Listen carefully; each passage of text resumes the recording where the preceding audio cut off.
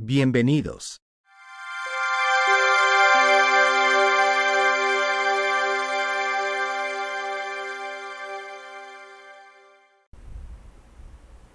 Dios levanta jueces. La crisis de Israel. Ese es el tema de hoy. Dios levanta jueces. La crisis de Israel.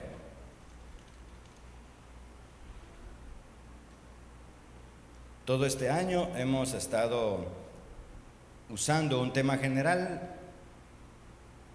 grandes historias de la Biblia. Hemos tomado algunas de las historias de la Escritura y las hemos traído acá para poderlas exponer.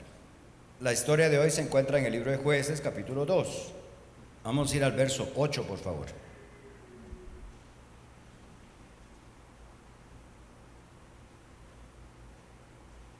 Pero murió Josué, hijo de Nun, siervo de Jehová, siendo de 110 años, y lo sepultaron en su heredad en Timnat Será, en el monte de Efraín, al norte de Gaás. Y toda aquella generación fue reunida a sus padres, y se levantó después de ellos otra generación que no conocía a Jehová, ni la obra que él había hecho por Israel. Vaya al verso 16, por favor.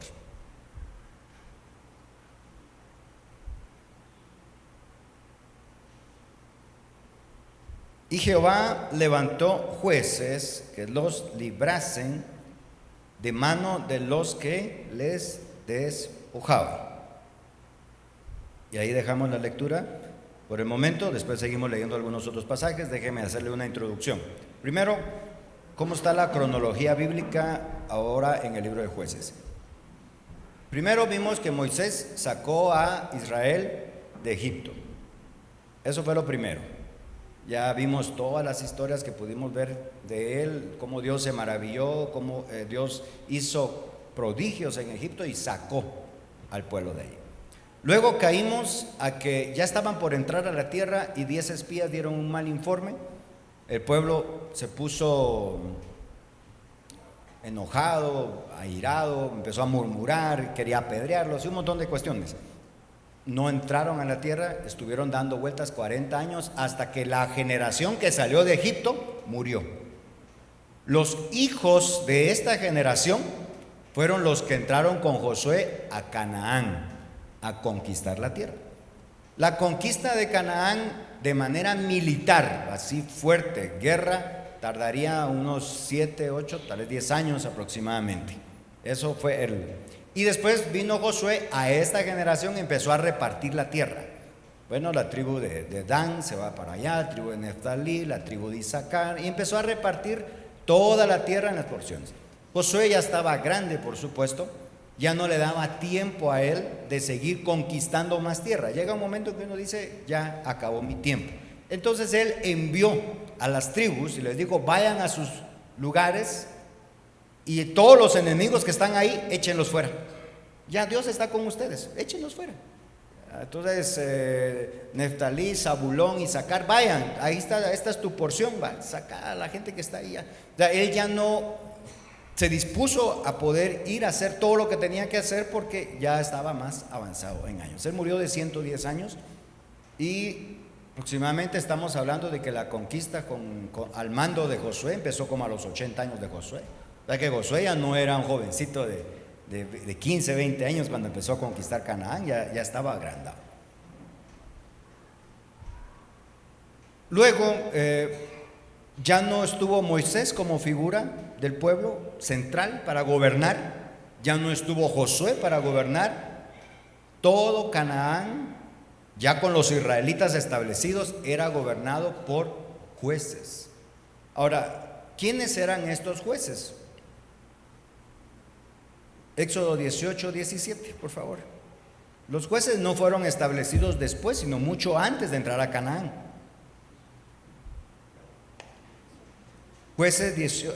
Éxodo 18, verso 17.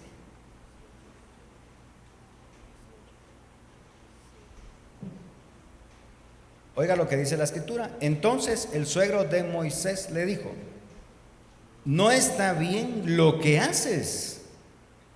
Desfallecerás del todo tú y también este pueblo que está contigo, porque el trabajo es demasiado pesado para ti. No podrás hacerlo tú solo. 19, por favor.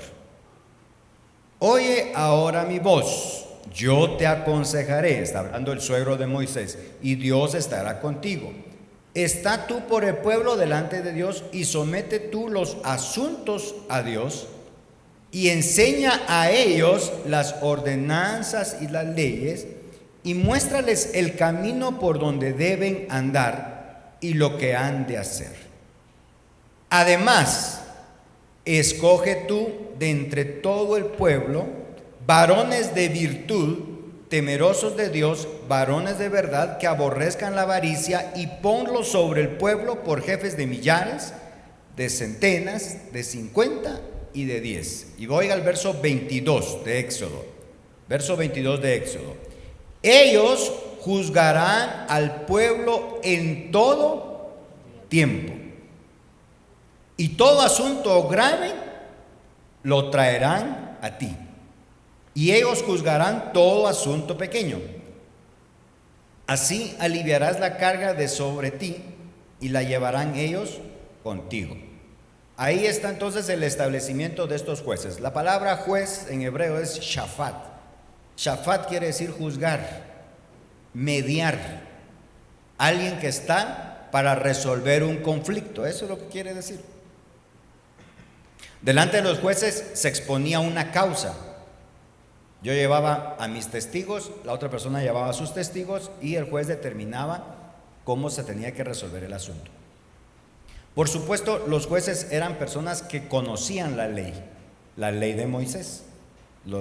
Ellos habían escuchado y como vean el consejo de suegro de Jetro fue: tú enséñales a ellos la ley, los mandamientos de Dios, así como se enseñas al pueblo a estos, para que estos ya vayan a sus lugares y ellos corrijan allá. Entonces los jueces empezaron su trabajo mucho tiempo antes de entrar a Canaán. Para el tiempo donde ya no hubo Josué, estamos hablando de casi 200 años de tener jueces. Ya estaban establecidos para gobernar, para juzgar, para decir quién tiene y quién no tiene razón. Eso es el libro de los jueces. Entonces, los jueces ocupaban el lugar de un gobernador en cada una de las provincias. Habían jueces que tenían a 100 personas, a 200, a 300, a 1000, a 5000. Es una jurisdicción completa de personas a las que tenían que juzgar. Pero prácticamente el trabajo de los jueces era jurídico. Ellos eran los que establecían el Estado de Derecho en Israel. Ese era su trabajo. Ahora, eso quiere decir entonces que tenemos cientos de jueces. ¿Me voy a entender? Cientos de jueces. Pero en el libro de los jueces no aparecen todos. Solo aparecen aquellos a los que Dios les asignó un trabajo especial. Hubo jueces que resaltaron entre todos los demás. A esos jueces fue a los que Dios dejó como testimonio en el libro de los jueces. Entonces usted en el libro de jueces va a encontrar varias historias de varias de estas personas, pero oigan, no eran ellos los que hacían todo el trabajo, pero ellos resaltaron por esta situación. Ahora, lamentablemente, a la muerte de Josué, también dice la Biblia que le siguió la muerte de toda la generación que entró con él a conquistar Canaán. ¿Me estoy comunicando?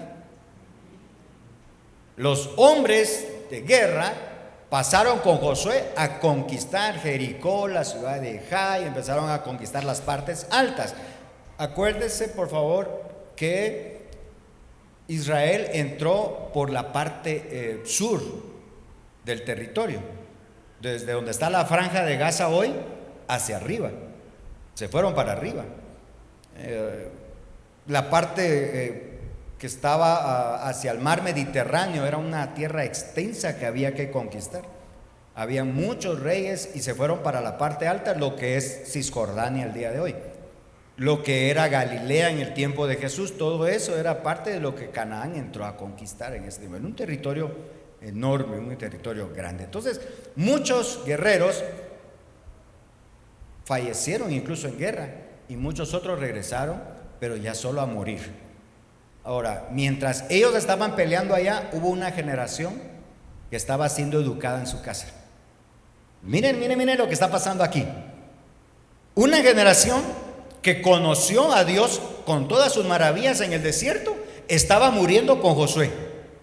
Y una generación que no conoció las maravillas y las cosas del desierto, estaba creciendo en su casa. Es más, una generación que no conocía la guerra, que no conocía cómo pelear, que no conocía a Dios.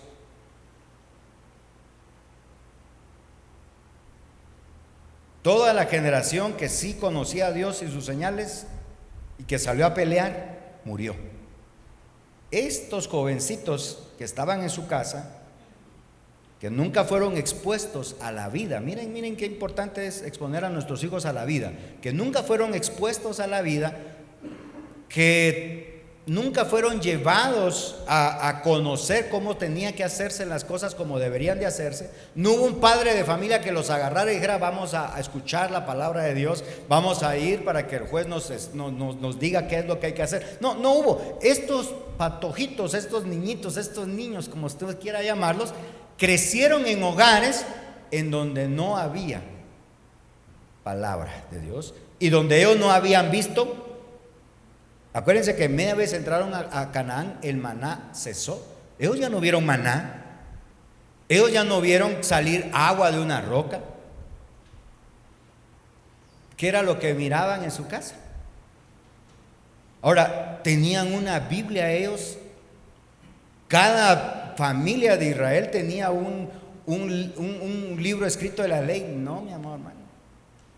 ¿Cómo esta generación iba a conocer a Dios si no había quien les hablara de Dios allí?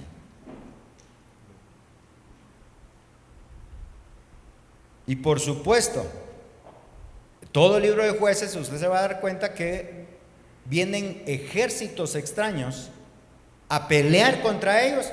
¿Qué podía hacer esta juventud que no sabía ni empuñar un cuchillo, un puñal, mucho menos usar una espada, una lanza? ¿Qué? Terminaban siendo humillados, derrotados. Entonces, prácticamente Israel, en el libro de los Jueces, cayó en una crisis nacional. ¿Cómo vino esta crisis? Porque era una generación que no conocía a Dios y era una generación que no sabía hacer más nada que ver el TikTok, que ver YouTube, los Reels. Una generación que ahí en su casita, guardaditos, se ven más bonitos. Una generación que no sabía hacer nada. ¿Ya vieron? Una crisis. Ya. Entonces, ¿estamos bien acá? Les quería dar este panorama porque el libro de Jueces es muy lindo, muy bonito y es parte de la historia de Israel. Bueno, iniciemos pues, predicando hoy. Número 1, por favor. ¿De qué trata el pasaje que acabamos de leer? La primera pregunta que uno, cuando va a hacer un mensaje, una enseñanza, un sermón, y uno tiene un texto a la vista, es lo primero que uno tiene que preguntarse: ¿de qué trata esto? ¿De qué me está hablando el pasaje? ¿De qué tema me quiere hablar el Señor con este versículo? Eso es lo primero que uno tiene que hacer, y con eso en la mente uno empieza a estudiar.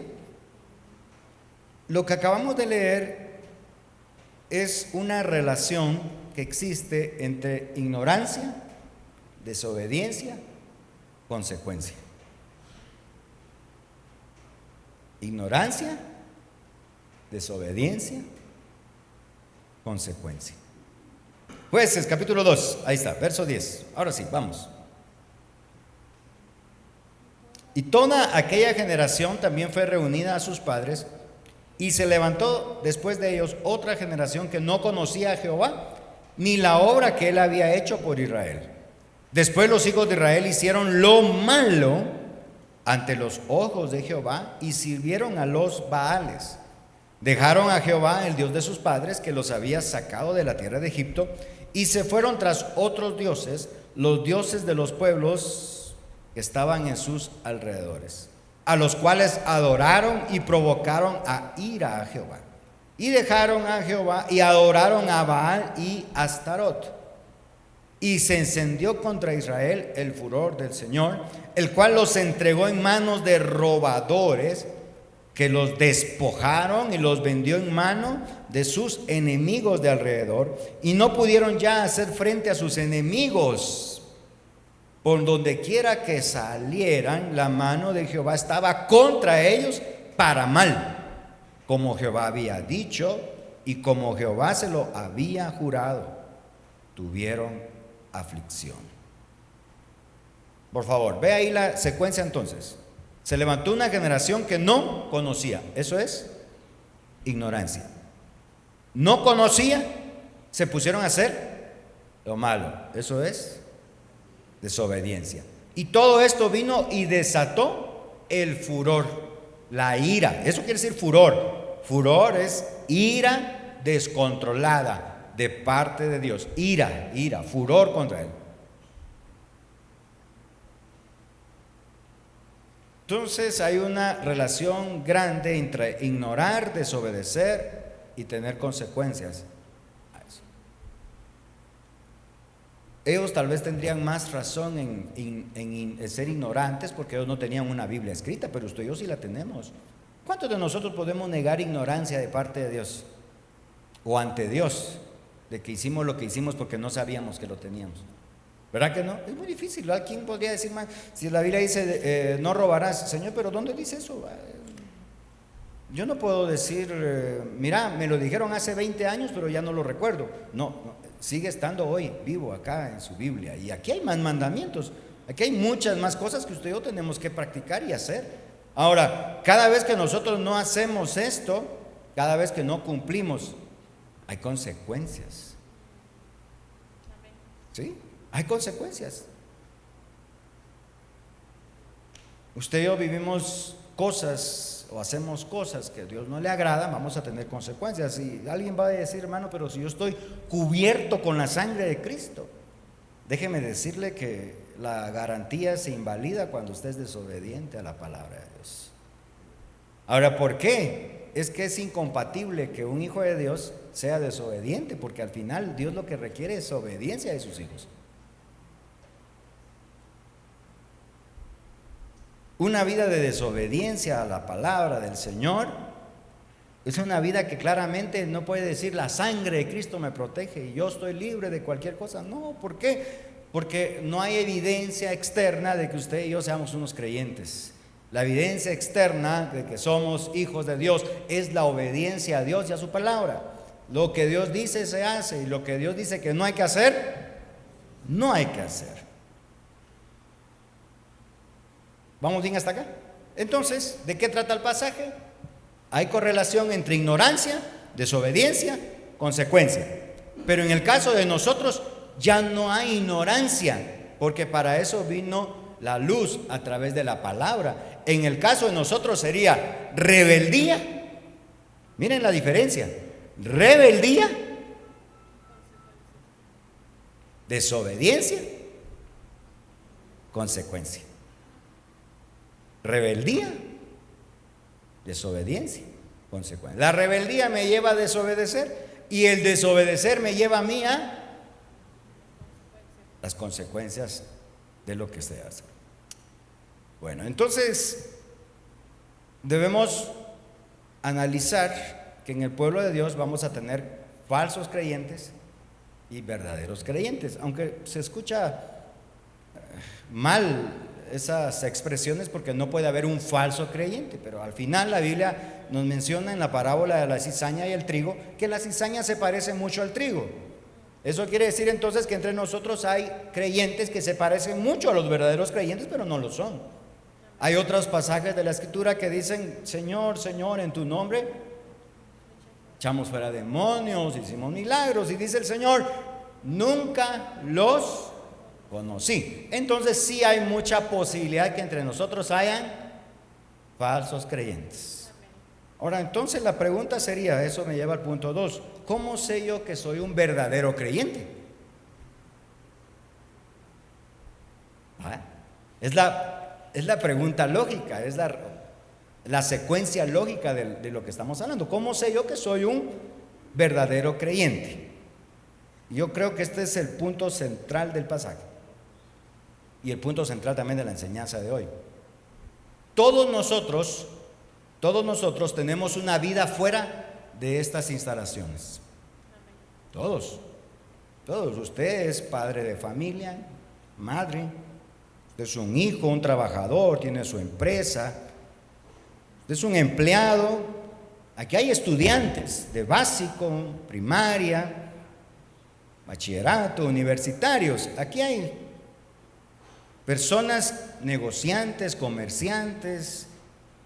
Aquí hay personas que puede ser que en este momento estén pasando una lucha, una enfermedad, esté feliz, que venga triste, que esté algo deprimido y que mañana retome eso y pasado. Entonces, todos nosotros tenemos una vida afuera. ¿Cuántos tienen una vida fuera de este templo?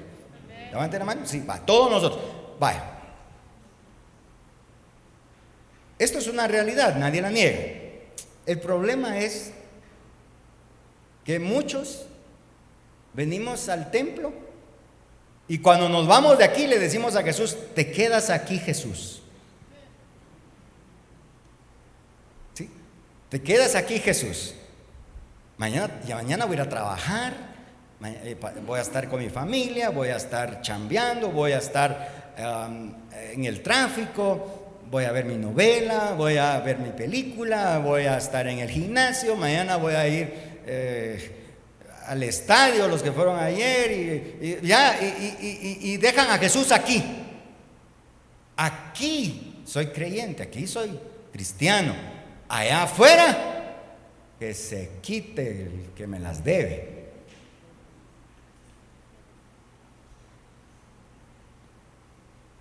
Allá afuera, los creyentes que dejan aquí a Jesús se vuelven engañadores, mal hablados, peleoneros, brincones, se quedan con los vueltos, no pagan impuestos, no ayudan en casa, no obedecen a sus padres, sacan malas notas, dejan cursos en la U perdidos, los estudios, engañan a sus padres, dicen voy a ir a tal lugar y no voy ahí, voy al otro lado, engañan a sus maestros, voy a ir al baño, le dicen a la maestra, media hora en el baño y nunca regresa, va. Entonces, algunos tienen desenfrenos en áreas de la vida como el área sexual, algunos tienen problemas con el alcoholismo, con las drogas. O sea, me doy a entender, usted y yo podemos venir acá y acá abrazar a Cristo. ¡Ah, qué alegría! Sentimos a Dios y hoy el Señor nos tocó a todos y qué bueno que... Y esa palabra que el hermano dijo, aunque tenía un poquito de sueño, pero me cayó como anillo al dedo. Eso era para mí. Sí. Pero salimos de acá y ya Jesús no va con nosotros. Y ya en el parqueo estamos dando pelea.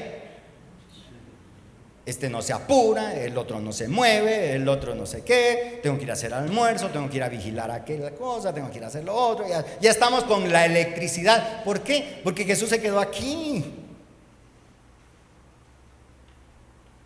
Ahora, ese es el falso creyente, el que deja a Jesús acá, pero el verdadero creyente se lleva a Jesús a todos lados.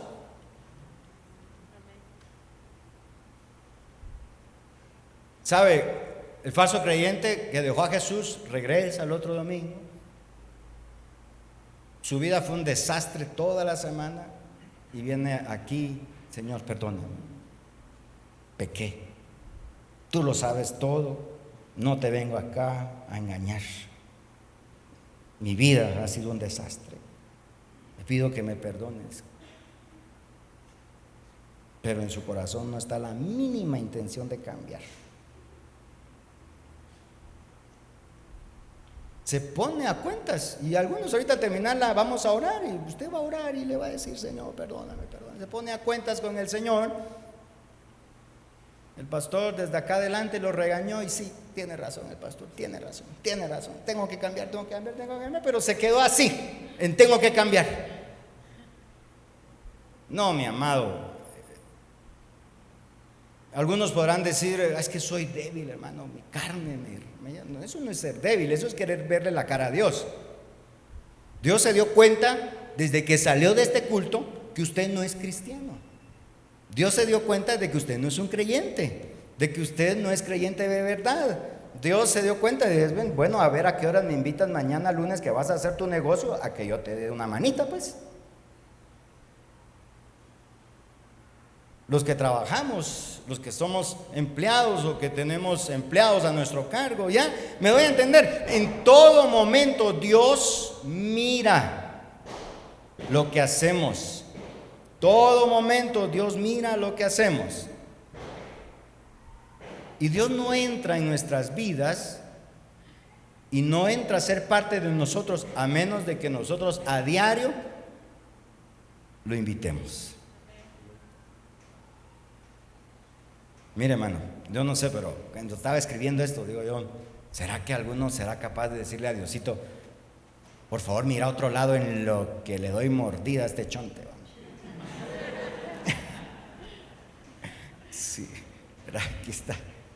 Oiga, jefe, no nos podemos arreglar de otra manera, ¿va? Señor, no mires a tu siervo en este momento. ¿Ya?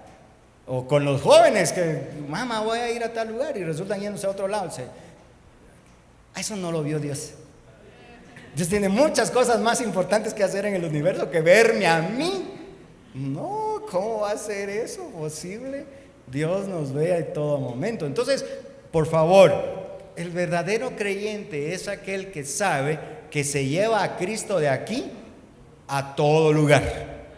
Ese es el verdadero creyente. El verdadero creyente no es el que se pone el tacuche aquí hoy y su corbatita y bien bonito y Dios le bendiga, hermano, bienvenido, paz, y le damos un abracito. Qué bueno que vino. Oh, sí, pero solo llega a su casa y se transforma en un orangután. ¿Dónde está mi almuerzo? Tengo un hambre terrible, vengo de la iglesia de servir de listo. Empieza el verborreo. Ya Jesús no es Señor de esa vida, pues. Y mañana lunes tienen que entrar a las 8 a su empleo y se le ocurre salir 8 menos 10 con el tráfico que hay. Y pi, las bocinas, pi. El semáforo apenas puso verde y el carro que está en el número 20 empieza a pitar. Como que le va a dar tiempo de pasar. Me doy a entender. A Cristo lo llevamos a todo lugar.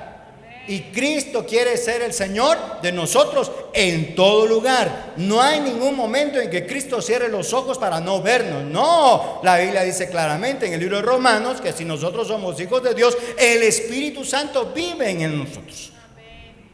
Somos el templo del Espíritu. Pero si nosotros no damos lugar a que la vida de Dios se manifieste, entonces allí es donde nos damos cuenta que en realidad somos falsos creyentes. Falsos creyentes. Número 3, por favor, vea. Israel cayó en un ciclo de desobediencia y consecuencia en el libro de Jueces. Y así hay mucho creyente hoy. Israel cayó en un ciclo de desobediencia y consecuencia. Jueces capítulo 2, por favor.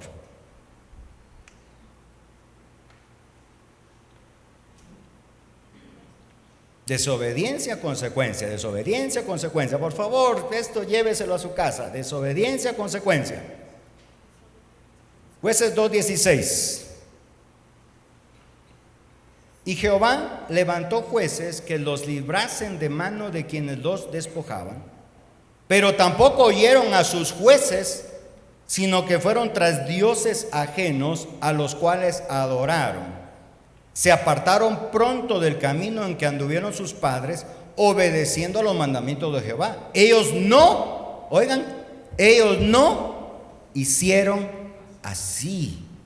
Y cuando Jehová les levantaba jueces, Jehová estaba con el juez y los libraba de manos de los enemigos todo el tiempo de aquel juez, porque el Señor era movido a misericordia por sus gemidos a causa de los que oprimían y los afligían.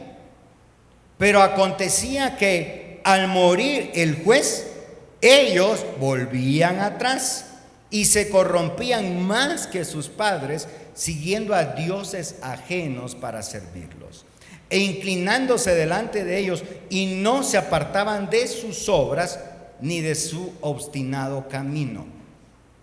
20.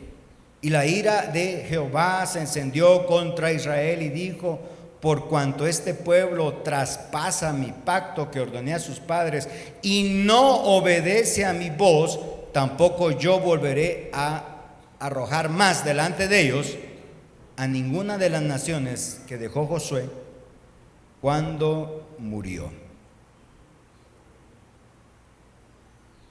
Aquí leemos el ciclo de desobediencia, consecuencia en el cual entra Israel. Israel entró en una desobediencia reincidente. Por favor, escuchen esta palabra: desobediencia reincidente. Estamos hablando de falsos creyentes, verdaderos creyentes, estamos hablando de consecuencia de desobediencia. Por favor, no pierdan el enfoque de la enseñanza.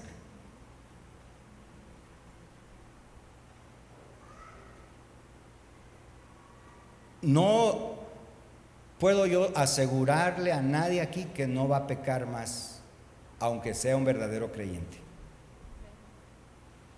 Yo no puedo. Es más, yo no puedo decir ni ponerme delante de ustedes como el ejemplo perfecto, porque no lo soy. No lo soy. Y los que me conocen más de cerquita se van a dar cuenta que no lo soy. Entonces, ¿un creyente verdadero puede pecar? Claro que sí. No es permiso, por favor, oiga. No es permiso. Yo no le estoy diciendo permiso, no. A veces metemos la pata. A veces podemos desobedecer. Pero eso no es malo, sino es reincidente. ¿Qué palabra le dije que recordáramos? Reincidencia. Reincidencia. Aquel creyente que peca hoy apenas saliendo del culto, peca en la tarde, peca lunes, martes, miércoles, jueves, viernes, sábado, domingo. El domingo viene aquí otra vez tempranito en la mañana, pero le acaba de meter una maltratada a toda su familia en la casa y ya viene aquí y se pone delante de Dios. Dígame, ¿eso es ser reincidente o no? Es un reincidente. Ahora le pregunto, ¿es un falso o un verdadero creyente? Es un falso creyente. Ahí está la condición. El verdadero creyente se aleja cada día más del pecado por la palabra del Señor. Pero el falso creyente le fascina revolcarse en el pecado. Le fascina, sabe que no tiene que mentir, pero miente y la hacía a lo grande, sabe que no debe hablar malas palabras, pero las dice, sabe que no debe de robar, que no debe engañar, dice mañana se lo entrego y no es cierto, uno llega y el carro no está listo, o lo que le van a dar a uno, no, y ese evangelio, me doy a entender. Cuando somos evangélicos que continuamente estamos pecando, lo que estamos demostrando es que somos falsos creyentes. Y el problema de la desobediencia reincidente es que desata la furia de Dios.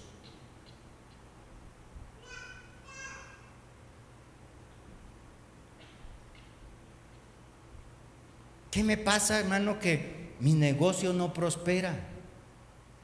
Las ventas se me están cayendo. Me estoy enfermando casi a diario. Me está lloviendo sobre mojado.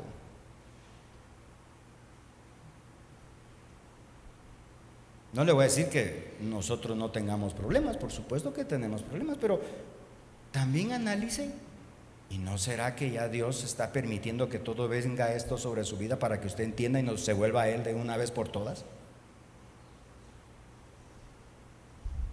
Ahora, el ejemplo con Israel es mucho más difícil de tragar que el que pueda yo ponerles a ustedes. Porque con Israel, en el libro de Jueces, lo que pasó fue que Dios se volvió enemigo de Israel.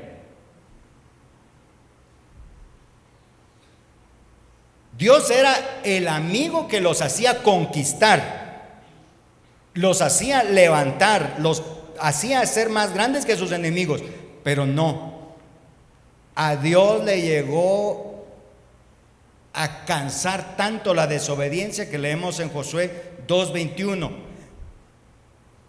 Desde el 20 dice: y la ira de Jehová se encendió contra Israel y dijo: por cuanto este pueblo traspasa mi pacto que ordené a sus padres y no obedece mi voz, tampoco yo volveré más a arrojar delante de ellos a ninguna de las naciones que Josué dejó cuando murió. Dios se volvió enemigo de Israel. Yo había dicho que iba a estar con ellos, que los iba a proteger, que los iba a meter a la tierra, pero no, dijo Dios. Que los azoten, que les peguen, que les den, que maten, que les roben, que les hagan todo lo que quieran.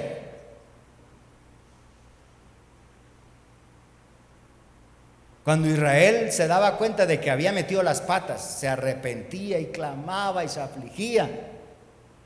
Dice la Biblia que Dios era movido a misericordia, le levantaba un juez. Moría ese juez.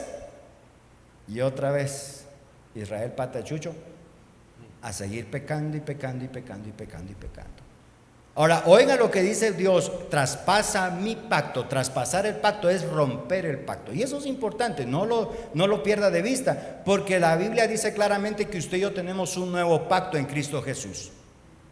El que constantemente de nosotros anda pecando, lo que está haciendo es traspasar, romper el pacto que tiene con Cristo Jesús. Por eso en el libro de Hebreos hay tantas advertencias contra aquellos que se alejan, porque ese es el peligro del que comete pecado tras pecado tras pecado, que tarde o temprano termina tan frío como un pingüino. Y cuando se da cuenta, ya no viene ni a la iglesia, ya no ora, ya no busca a Dios, ya se alejó completamente y está perdido en el mundo otra vez, tan cochino y sucio como cuando Cristo lo encontró la primera vez. La crisis de la desobediencia reincidente es real en la iglesia de Cristo el día de hoy. Este libro de Jueces sigue siendo tan real y tan verídico para nosotros en el siglo XXI, porque seguimos muchos traspasando el pacto que tenemos con nuestro Señor. Pero la Biblia dice también ahí en el libro de Hebreos que Dios no dejará sin castigo al rebelde, y que tampoco aquel que se haya alejado por completo gozará de la nueva vida que Él tiene para todos nosotros en el cielo. Las advertencias contra la apostasía en Hebreos capítulo 5 y en Hebreos capítulo 6 son bastantes. Lo que hizo Israel es eso, apostatar. ¿Sabe qué es apostatar? Es ir en contra de, en este caso ir en contra de Dios, en contra de su palabra, en contra de sus mandamientos. Y la iglesia también el día de hoy le gusta mucho ir en contra de la palabra de Dios, en contra de los mandamientos de Dios. Termino con este punto 4. Jesucristo quiere ser el Señor de nosotros todos los días y todo el tiempo. Número 4, Jesucristo quiere ser el Señor todos los días, todo el tiempo. Ese es el punto al que yo quiero llegar con ustedes. Jesús no quiere quedarse encerrado aquí, quiere que usted se lo lleve. Que mañana que usted abre su clínica, que abre su dependencia pública, que abre su oficina, mañana que usted abre su negocio, lo que sea, mañana que usted entre a su trabajo, Cristo quiere ir a la par suya. Cada negocio que usted vaya a hacer, involucre a Cristo en ese negocio. Él incluso lo puede librar de aquellas personas que lo quieren engañar en un negocio. Ponga ese negocio en las manos de Cristo. Diga: Señor, aquí está este negocio, hay una gran oportunidad, yo tengo el dinero para poder invertir. Y puede ser que Cristo diga: no, aunque tengas el dinero, no es allí. Usted empieza a orar, de repente Dios manda a alguien: mira, fíjate que Dios me puso en el corazón decirte esto, Álvaro. O de repente usted encuentra algo más en la palabra de Dios. Entonces, todo hay que ponerlo en las manos de Cristo. Eso quiere decir que Jesucristo es el Señor. Pero una vida que hace lo que quiere, aunque venga a decir aquí: Cristo es mi Señor, no es cierto. Romanos 2:13, por favor.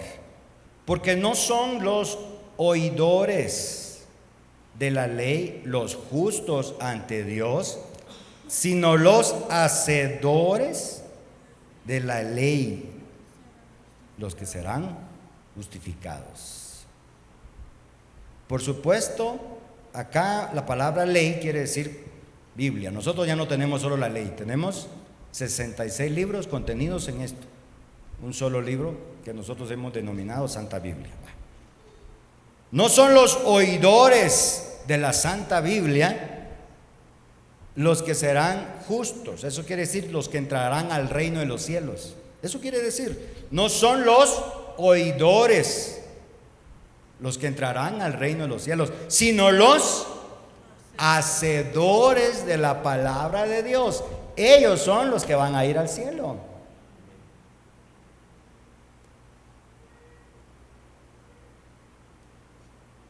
Si pudiéramos medir nuestra obediencia, si Dios pudiera meter hoy la varilla como cuando medimos el aceite del carro, para ver dónde está, si está lleno, está a la mitad, si está aquí, y ya definitivamente nos tronamos el motor porque no tienen nada de aceite, qué sé yo.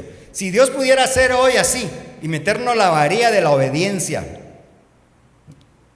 ¿a dónde llegaría? 0.5%, 1%. Comprate otro motor mejor porque ya no. Vamos a la mitad, al 75, al 100%, qué sé yo. Solo póngase a pensar usted qué tanto es un hacedor de la palabra. Santiago 1:22, pasaje bien conocido. Pasaje bien conocido. Mire cómo se relaciona. Hoy que iniciamos el mes de la Biblia, yo siento que este tema quedó pero bien para que el Señor nos pueda estar hablando. Oiga lo que dice Santiago 1:22. Pero sean hacedores de la palabra y no tan solamente oidores, engañándose a ustedes mismos. Una vez más, pero sean hacedores de la palabra y no tan solamente oidores, engañándose a ustedes mismos. ¿Qué decía Romanos? Que son los hacedores, ¿quiénes? Son justificados, quienes son los que heredan las promesas de Dios. Entonces, si yo solo oigo la palabra, pero no la pongo en práctica, dice Santiago, me estoy autoengañando. Autoengañando. ¿Por qué? Porque estoy diciendo que voy para el cielo, cuando en realidad no voy para el cielo. Hay otro lugar que me está esperando, donde no está Dios. Y no es precisamente para ser recompensado, sino para ser mortificado por toda la eternidad. El que no es hacedor, solo se engaña a sí mismo. Si usted solo oye la palabra, usted solamente está recibiendo información. Y yo ahorita le di un montón de datos, algunos de ustedes tal vez los apuntaron, algunos no, algunos mañana los van a escuchar en YouTube o pasado mañana, qué sé yo, cuando usted la predica subida a la plataforma.